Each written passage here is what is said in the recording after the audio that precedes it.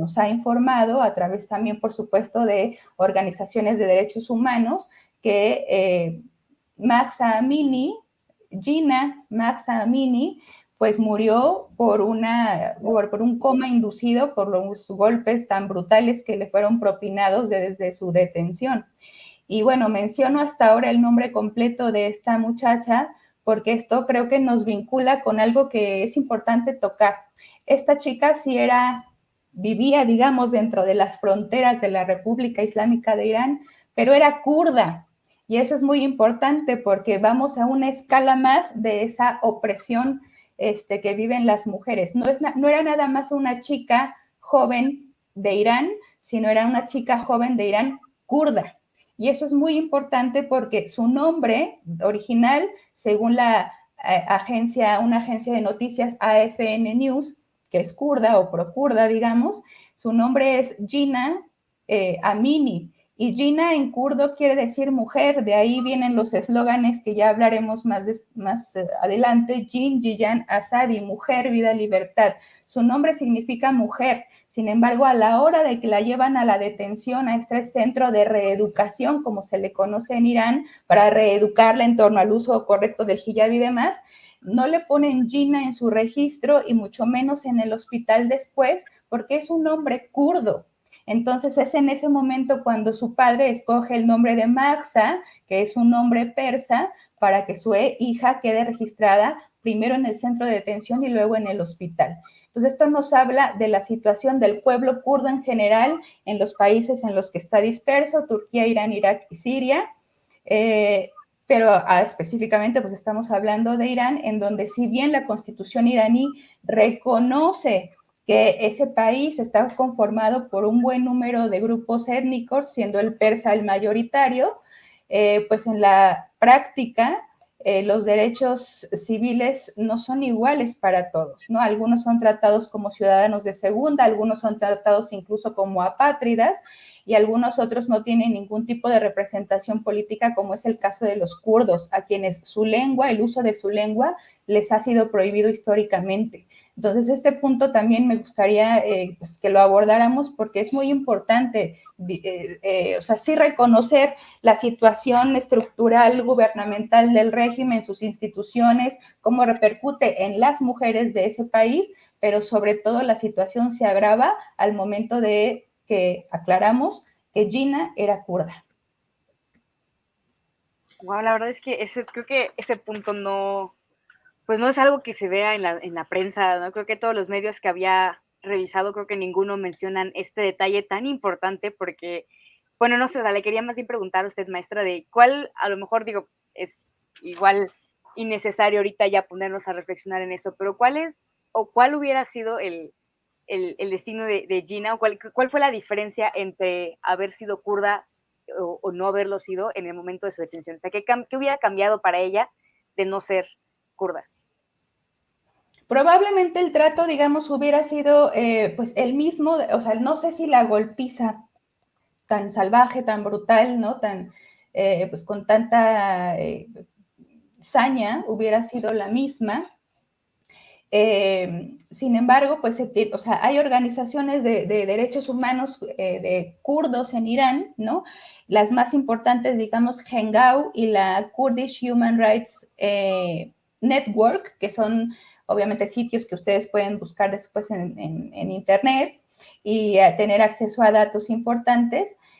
Sí nos aclaran un poco el panorama y descubrimos que, por ejemplo, la mayor parte o el mayor número de presos políticos pues a veces son kurdos y kurdas, ¿no? Este grupo que, si hablamos de que más o menos la población iraní ronda entre los 80 y tantos millones de personas, pues el 6.5 o 7, algunas fuentes dicen 10 o 12 millones son kurdos. Entonces, que como decimos es un grupo, una minoría, según pues,